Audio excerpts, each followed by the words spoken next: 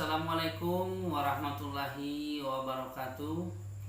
Berjumpa kembali bersama saya Dian Burlian di channel Literatur Hukum, channel referensi hukum bagi masyarakat Indonesia. Dalam kesempatan kali ini kita masih membahas sistem peradilan pidana di Indonesia. Namun pada pertemuan sebelumnya kita telah membahas penuntutan pada part 4. Pada kesempatan kali ini di part 5 ini kita akan membahas proses persidangan pidana di pengadilan negeri. Namun sebelum kita membahas video berikut ini, ada baiknya sahabat literatur hukum sekalian subscribe, like, komen, and share video-video dari literatur hukum. Karena satu subscribe dari Anda akan menentukan perkembangan channel kesayangan kita ini.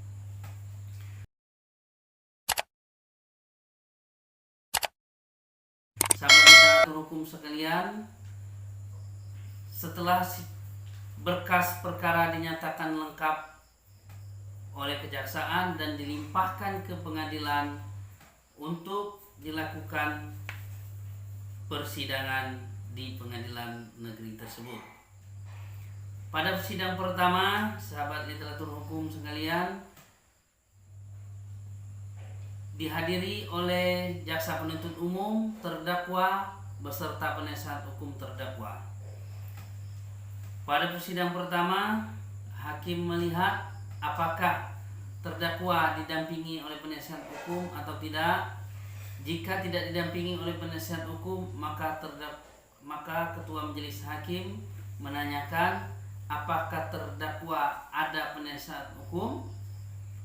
Kalau penasihat hukumnya ada tapi belum bisa hadir, maka majelis hakim menunda persidangan pada berikutnya agar dihadirkan penasihat hukum terdakwa.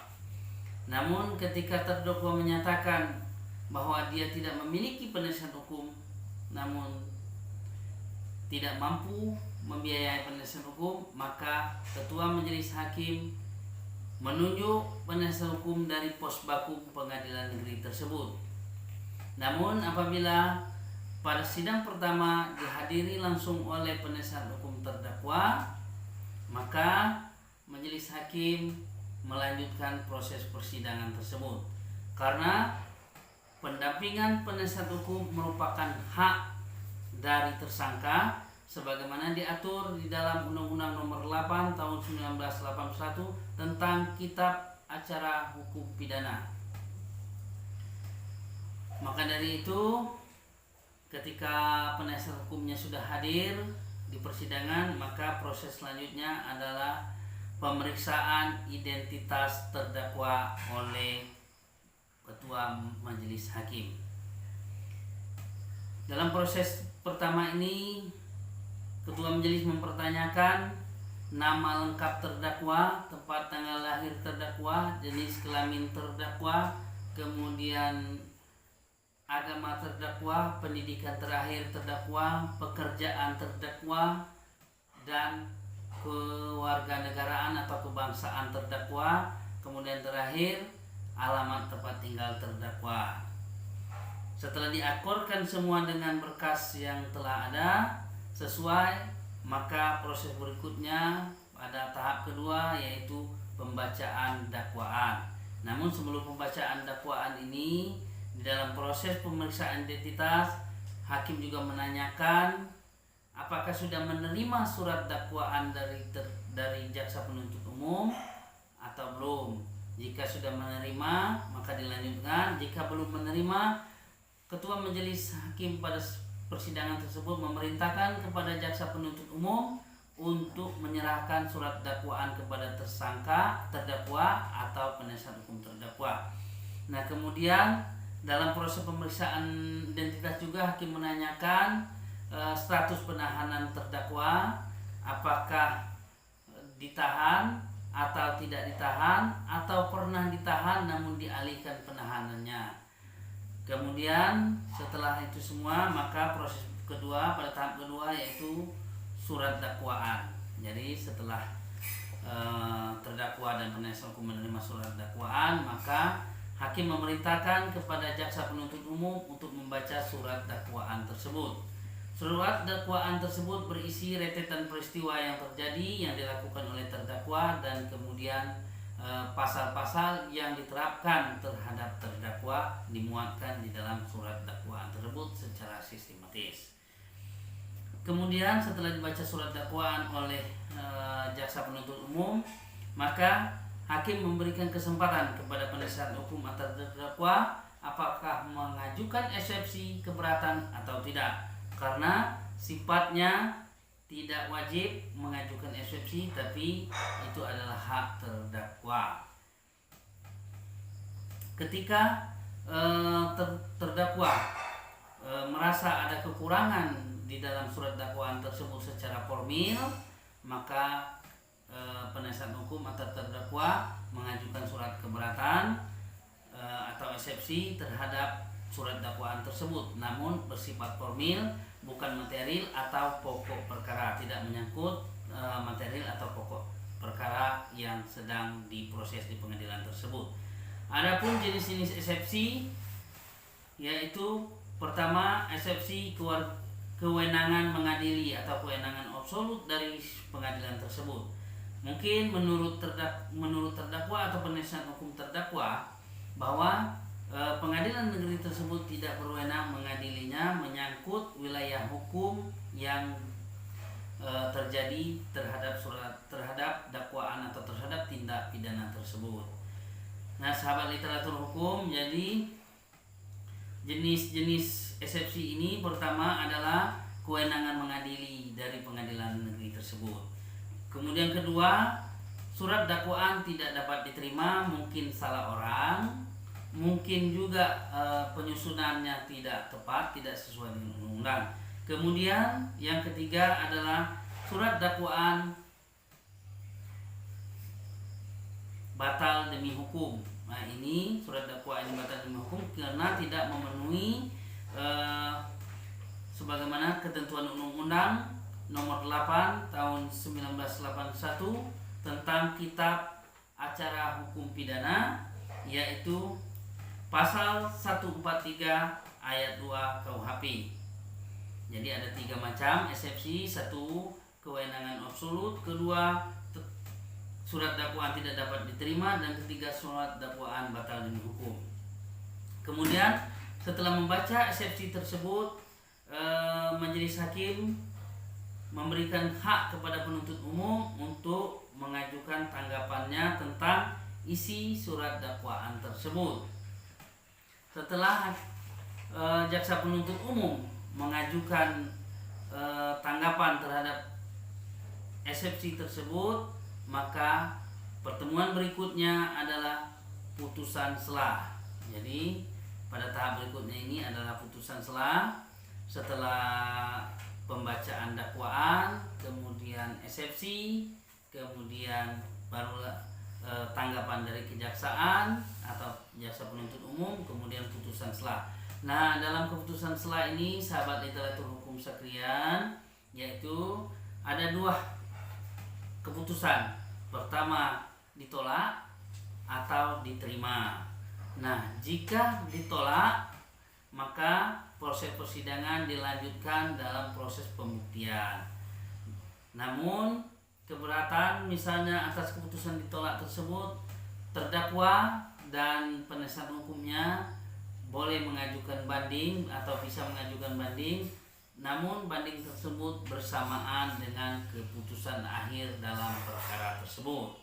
Nah, jika keputusan diterima, maka proses penuntutan atau proses persidangan selesai atau dihentikan sampai jaksa penuntut umum memperbaiki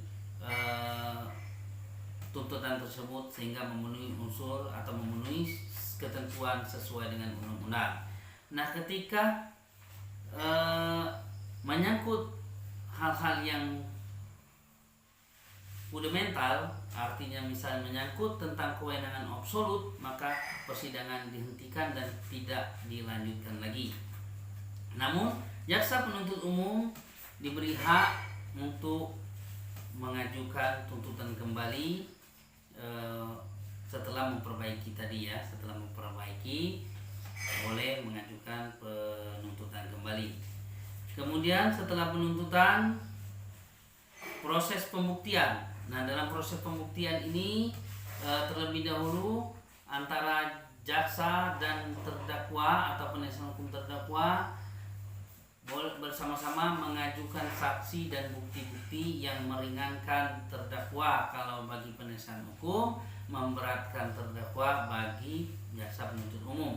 Karena pada prinsipnya jaksa penuntut umum adalah akan membuktikan bahwa dakwaannya tersebut atau terdakwa tersebut terbukti bersalah. Sementara penasihat hukum pada prinsipnya membuktikan bahwa kliennya tidak bersalah. Nah, kemudian setelah pembuktian ini mungkin terlebih dahulu diberi kesempatan biasanya kepada jaksa penuntut umum untuk menghadirkan saksi-saksi, mengajukan bukti-bukti. Kemudian bukti-bukti tersebut dikonfirmasi atau ditanggapin oleh penasihat hukum atau terdakwa, ya, kemudian atau ahli. Nah, kemudian juga sebaliknya penasihat hukum boleh mengajukan saksi-saksi, boleh mengajukan ahli, boleh mengajukan bukti yang meringankan, kemudian saksi yang meringankan yang biasa disebut dengan saksi adecat. Kemudian bukti tersebut dan saksi tersebut juga ditanggapi oleh jaksa penuntut umum. Kemudian setelah pemeriksaan saksi, kemudian pemeriksaan barang bukti, pemeriksaan ahli, maka tibalah pada proses berikutnya, yaitu pada penuntutan. Dalam proses penuntutan ini, yaitu jaksa berpedoman kepada proses pembuktian, sehingga pada intinya penuntutan tersebut yaitu diutamakan atau berdasarkan pembuktian dalam proses persidangan tersebut. Nah, kemudian dalam pembuktian juga ditentukan barang bukti, kemudian apakah barang bukti dikembalikan kepada pemiliknya atau dirampas untuk negara atau dirampas untuk dimusnahkan, itu dimuatkan di dalam persidangan, dalam proses, dalam tuntutan jaksa, ya sahabat literatur hukum sekalian. Tadi barang bukti itu ditentukan di dalam penuntutan. Kemudian setelah penuntutan, terdakwa atau penasihat hukum berhak mengajukan pledoi, di mana pledoi ini membantah, pada intinya dan pada prinsipnya membantah seluruh tuntutan jaksa. Mungkin tadi kalau jaksa menganggap bahwa dalam pembuktian terdakwa terbukti bersalah, namun sebaliknya dari penasihat hukum mungkin menganggap dalam proses persidangan kliennya atau terdakwa tidak terbukti bersalah. Nah, kemudian ada 3 komponen dalam pembelaan, ya, yang harus kita ketahui sahabat literatur hukum. Ada 3 komponen karena peran yang paling penting dari penasihat hukum yaitu pada pledoi, yaitu kemudian ada tujuan dari pembuatan pledoi.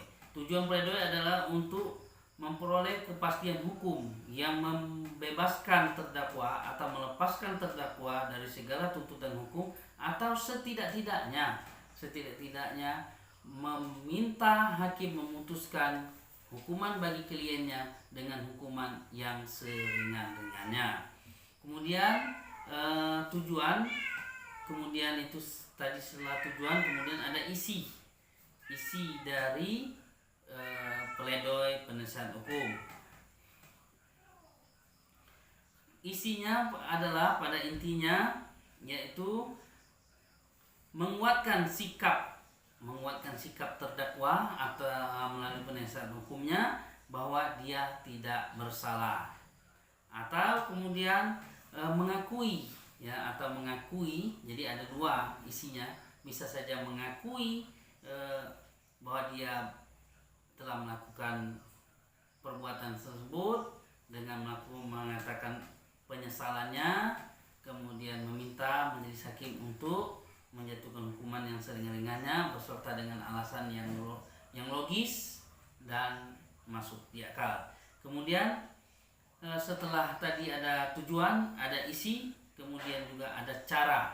Nah, cara penyampaian cara penyampaian pledoi ini ya pada umumnya itu disampaikan tertulis, tapi bisa juga secara lisan. Kemudian ada juga berbeda antara mungkin penasihat hukumnya mengajukan pledoi pembelaan tersendiri, kemudian terdakwa menyampaikan pembelaannya tersendiri, atau bisa keduanya satu di dalam penyampaian pledoi ini. Jadi bisa satu diserahkan kepada pengacara semua. Nah, kemudian setelah pledoi, setelah pembacaan pledoi, kemudian ada yang namanya duplik dan replik. Jadi biasanya ketika pledoi ini meminta lepas atau bebas dari segala tuntutan, maka sudah barang pasti jaksa penuntut umum mengajukan replik yang pada intinya memperkuat tuntutannya dan menyatakan bahwa tuntutannya sesuai dengan bukti-bukti yang ada. Dan juga kemudian dari penasihat hukum juga mengajukan duplik yang artinya juga membantah atau menguat pledoinya dengan bukti-bukti dan saksi-saksi yang mungkin dalam bentuk tulisan disampaikan kepada majelis hakim. Kemudian setelah duplik dan replik, barulah majelis hakim mengambil keputusan. Nah, dalam keputusan ini majelis hakim bermusyawarah untuk mengambil keputusan. Apabila ada perbedaan pendapat antara hakim-hakim ini, maka dituangkan di dalam keputusan. Nah, dalam keputusan itu dituangkan perbedaannya yang disebut dengan dissenting opinion. Dissenting opinion artinya pendapat jaksa yang berbeda, pendapat hakim yang berbeda itu dituangkan dalam keputusan. Kemudian dalam keputusan juga ditentukan apakah barang bukti tadi yang sudah diajukan jaksa tadi disita untuk negara, atau disita untuk dimusnahkan, atau dikembalikan kepada pemiliknya. Nah, kemudian keputusan ini harus dibaca di muka sidang dan kemudian terbuka untuk umum. Jadi tidak bisa hakim membaca keputusan tertutup, walaupun sidangnya dilakukan dengan tertutup, namun pada putusannya harus terbuka untuk umum. Kemudian ada beberapa jenis putusan, yaitu pertama ada putusan bebas dari segala tuntutan, artinya dalam proses persidangan ternyata terdakwa tidak terbukti bersalah. Nah, maka dia diputuskan bebas dari segala tuntutan. Kemudian ada yang namanya tuntutan lepas. Nah, kalau keputusan lepas ini perbuatan terbukti atau perbuatan ada, tapi dia tidak dihukum. Ya mungkin anak di bawah umur, mungkin juga dia orang gila, mungkin juga dia karena tugas. Nah, kemudian adalah putusan pemindanaan. Jadi ada 3 jenis keputusan. Itulah sahabat literatur hukum sekalian, proses persidangan pidana di pengadilan negeri, yaitu pertama kita adalah pembukaan, kemudian pembacaan identitas terdakwa, kemudian yang kedua ada surat dakwaan atau pembacaan dakwaan dari jaksa penuntut umum, kemudian yang ketiga ada namanya eksepsi, kemudian yang keempat adalah jawab putusan sela, yang mungkin yang kelima adalah pembuktian, kemudian yang keenam yaitu adalah penuntutan, yang ketujuh adalah pledoi, yang ke-8 replik duplik, dan yang ke-9 adalah keputusan. Itulah tadi rangkaian atau alur proses persidangan pidana di pengadilan negeri. Bagi sahabat literatur sekalian yang masih belum jelas atau masih penasaran, silakan komen di kolom komentar. Silakan tuliskan pendapat-pendapat Anda terhadap video kita ini. Nanti akan kita jawab satu persatu. Akhir kata, wabillahi taufiq wal hidayah. Wassalamualaikum warahmatullahi wabarakatuh.